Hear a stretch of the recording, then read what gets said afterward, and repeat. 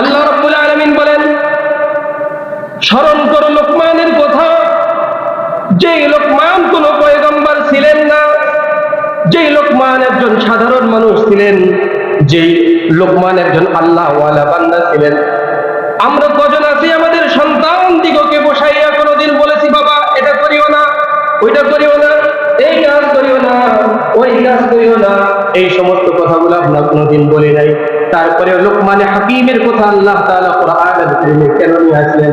লোকমান হাকিম এমন একজন ব্যক্তি যে আল্লাহ তাআলার বুজুর্গের চূড়ান্ত পর্যায়ে চলে গেছেন, নিজের সন্তান দিওকে বারবার ডেকে নসিহত করতেন। জোরে জোরে বলেন সুবহানাল্লাহ।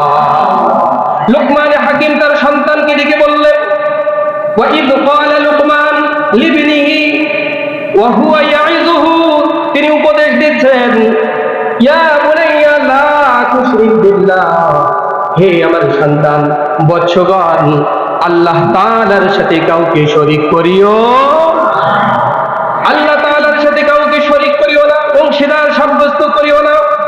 যদি কেউ আল্লাহ তাআলার সাথে অংশীদার সাব্যস্ত করে, আল্লাহ রাব্বুল আলামিন বলেন, ইন্নাশ শিরকা লাযুলমুন আযীম, সে সবচেয়ে বড় একটি অপরাধ করলো। জোরে জোরে বলুন নাউযুবিল্লাহ।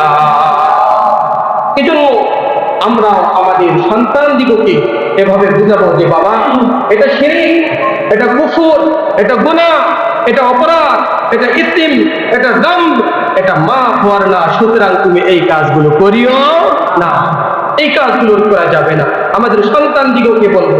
আর আমার ভাই যারা আছেন, আমার বোন যারা আছেন, আমি আপনাদেরকে বলবো যে অবশ্যই বাবা মার কমেন্ট মানা, বাবা মার কথা মানা, বাবা মার ভালো কাজের কমান্ডারকে মানা, তাদের কথাগুলোকে শোনা আল্লাহ তাআলা ফরজ করে দিয়েছেন। ফরজ করে দিয়েছেন কে? আল্লাহ তাআলা ফরজ করে দিয়েছেন। সুতরাং অবশ্যই আমরা যারা সন্তান আছি, আমরা যারা আমার ভাই বোনেরা আছি, আমরা অবশ্যই বাবা মার ভালো ভালো কথাগুলো অবশ্যই মাথা পেতে মেনে নেওয়ার চেষ্টা করব। সকলেই বলি ইনশাআল্লাহ। সূরা জুমারের 65 নম্বর আয়াতে আল্লাহ তাআলা বলেছেন, ওয়ালাকাদ উহিয়া ইলাইকা ওয়া ইলাল্লাযীনা মিন ক্বাবলিক লাইন আশরাকতা লায়াহবাতান্না আমালুক ওয়া লাতাকুনান্না মিনাল খাসিরিন। আল্লাহ রাব্বুল আলামিন বলেন, ওয়ালাকাদ উহিয়া ইলাইকা, আমি তোমার পূর্ববর্তী যতগুলো নবী এবং পয়গম্বরকে দুনিয়ার বুকে প্রেরণ করেছি, যতগুলো আসমানি কিতাব নাযিল করেছি, আসমানি কিতাব 104 খানা, বড় বড় কয়খানা? আরো জোরে বলতে হবে, বড় বড় কয়খানা? আসমানি বড় বড় 4 খানা কিতাব, তাওরাত, জবুর, ইনজিল, কোরআন।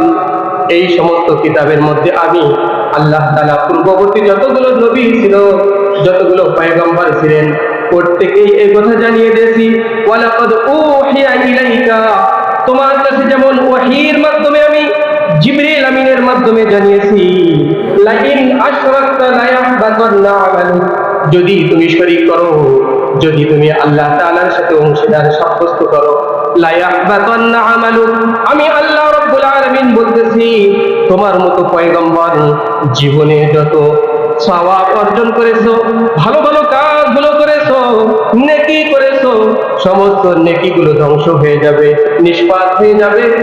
আর লাতাকুনান্না মিনাল খাসিরিন, আমি আল্লাহ তাআলা বলতেছি তুমি অবশ্যই অবশ্যই ক্ষতিগ্রস্ত হয়ে যাবে। জোরে জোরে বলুন নাউযুবিল্লাহ। যিনি নবী, যিনি পয়গম্বর, সরকারে দু আলম সাইয়্যিদুনা মুহাম্মদুর রাসূলুল্লাহ সাল্লাল্লাহু আলাইহি ওয়াসাল্লাম, যিনি কুল কায়নাতের শ্রেষ্ঠ মানব, আল্লাহ তাআলার প্রিয় বন্ধু, তাকে আল্লাহ তাআলা বলতেছেন, যদি তুমি শরীক করো, আমার সাথে কাউকে অংশীদার করো, তাহলে আমি বলতেছি তোমার সমস্ত আমল বিনষ্ট হয়ে যাবে, ধ্বংস হয়ে যাবে, কাজে আসবে না। আর কি হয়ে যাবে? খাসিরাত দুনিয়া ওয়াল আখিরা, দুনিয়াও বরবাদ হয়ে যাবে, আখিরাতও বরবাদ হয়ে যাবে। জোরে জোরে বলুন নাউযুবিল্লাহ। তাহলে আমরা দুটি আয়াত থেকে বুঝলাম, অবশ্যই আল্লাহ তাআলার সাথে কাউকে শরীক করা যাবে, শরীক করা যাবে না। তাহলে কি করতে হবে? আল্লাহ পাক রব্বুল আলামিন পরবর্তী আয়াতে জানিয়ে দিচ্ছেন, সূরাতুজ জুমারের 66 নম্বর আয়াতে, বালিল্লাহ ফা'বুদ ওয়া কুম মিনাশ শাকিরিন।